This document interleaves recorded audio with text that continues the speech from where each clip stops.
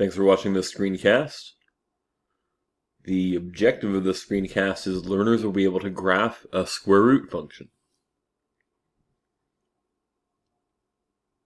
So here is the square root function. And it's important for you to know that the square root function is the inverse of the function y equals x squared if you restrict the domain of that function to only x is greater than or equal to 0. So before we talk about the square root function, let's talk about this function here, given here. This is the y equals x squared quadratic, but only if you let the x values be 0 or positive. In other words, another way to say it is it's the right half of the y equals x squared quadratic. So it would be the quadratic function that contains 0, 0 and 1, 1. But, when x is 2, x squared is 4 and such. So it would be this somewhat poorly drawn half of a quadratic graph. And if you think about what we talked about in Learning Target 21 about inverse functions, you know that a function and its inverse are reflections across the line y equals x, which I'm drawing here in blue in a dotted line. And I can convince myself that that is the case here. The graph I just sketched in green appears to be the inverse graphically of the function we were given. Okay, because we know that this graph, the square root function, is the inverse of the graph we made in green, there are 3 really important key points that I think you need to know and be able to quickly jot down, almost memorize, on the square root function graph. Those are the points 0, 0,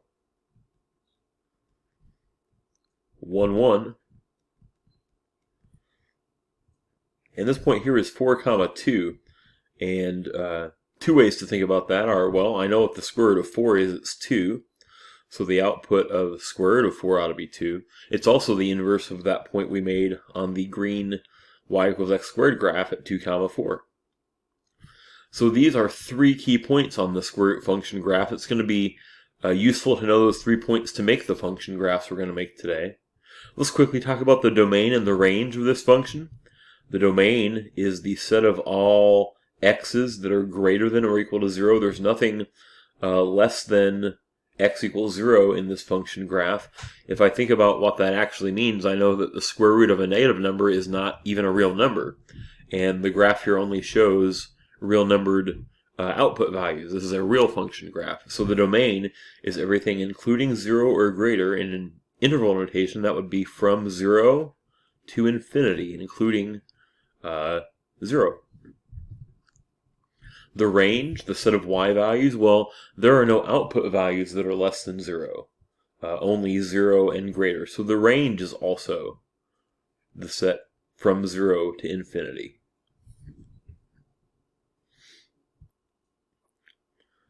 Okay, here are some examples of the task at hand. We are wanted to graph these functions, and we want to think about the transformation ideas. To graph f of x, which is the square root of x minus 2, I'm going to want to think about what it means to subtract a 2 from the input of a function. So what that negative 2 is going to do, it's actually going to shift the graph 2 units to the right is correct. You got to remember that that's the one that seems almost a little counterintuitive sometimes. I need an input that is 2 units greater to get the same output value. So what I want to think about now are those 3 key points that we graphed. 0, 0, 1, 1, and 4, 2. And to make the graph I need, I'm just going to take each of those points, those coordinate ordered pairs, and shift them 2 units right. So 0, 0 goes to 2, 0. 1, 1 goes to 3, 1. 4, 2 goes over to 6, 2. And I'm going to make that same half a parabola shape that starts at the point that was at 0, 0 and hits through here. Don't make it a line. It's not a linear graph. It's like half a quadratic. For g of x, which is 3 times the square root of x minus 1, we need to think about what each of these transformations does and in what order they would happen. So if I think about putting a number in for x, the very first thing we would do is find the square root of that number. And then we would multiply by the 3. So that'll be my first move. And to multiply a function, not the x, but the function by 3, that's stretch by a factor of 3. That's going to be multiply every y by 3. This function is going to be 3 times as tall as the original function. Once we've multiplied this number by 3, then the last thing we would do is subtract 1. And to subtract a whole function by 1 means to shift the graph down 1 unit. So we need to do both of those transformations in that order to each of the points. We're going to start out at 0, 0, 1, 1, and 4, 2. Let's see, we'll do this one in blue also. Okay, so start at 0, 0, multiply the y by 3, which still has me at 0, 0, then shift down 1, right there. The point at 1, 1, if I multiply the y by 3, takes me to 1, 3. If I shift down 1, now I'm at 1, 2.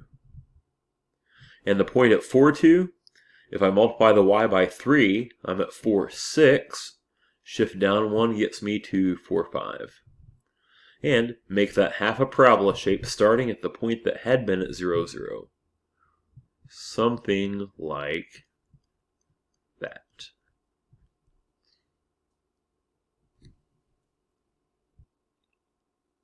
Okay, it's time for you to try a couple on your own. Hit pause, try making a sketch of each of these. When you think you've got something you like, hit play to get some feedback.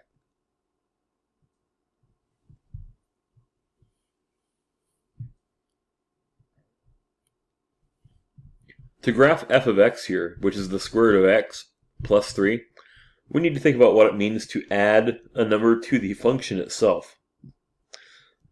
So this is going to be a shift 3 units. Which direction? Up, that's right. So to make the graph, think about those 3 key points again, 0, 0, 1, 1, and 4, 2. And think about shifting each of those 3 units up. Well, the point that was at 0, 0 should be at 0, 1. The point at 1, 1 should be at 1, 2. The point at 4, 2 should be at 4, 3.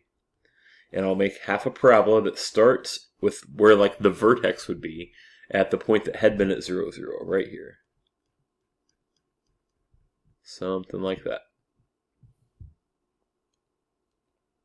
For g of x, we've got 2 things we need to account for, and the order matters, or at least we should make sure that we know whether or not the order matters.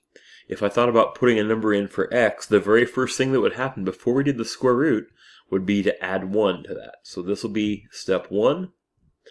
And what does it mean to add 1 to the input? It's a shift 1 unit left. That's right. I mean, that's correct. Shift 1 unit left. Once you added 1 to that number, you'd find the square root of that, and then you'd change the sign. This last step here will be a sign change on the y, or multiply the y's by -1. And I need to make those transformations happen to each of those 3 points, 0, 0, 1, 1, 4, 2. Here we go. So if I start at 0, 0, I shift 1 unit left, I'm at -1, 0. If I multiply the y by -1, I'm at -1, well, still 0. If I start at 1, 1 and shift 1 unit left, I'm at 0, 1. If I multiply the y by -1, I'll finish at 0, -1. And if I start at 4, 2, shift 1 unit left, I'm at 3, 2. If I multiply the y's by -1, I finish at 3, -2 right here. So I'll make that half a parabola shape starting at the point that had been at 0, 0. There we go.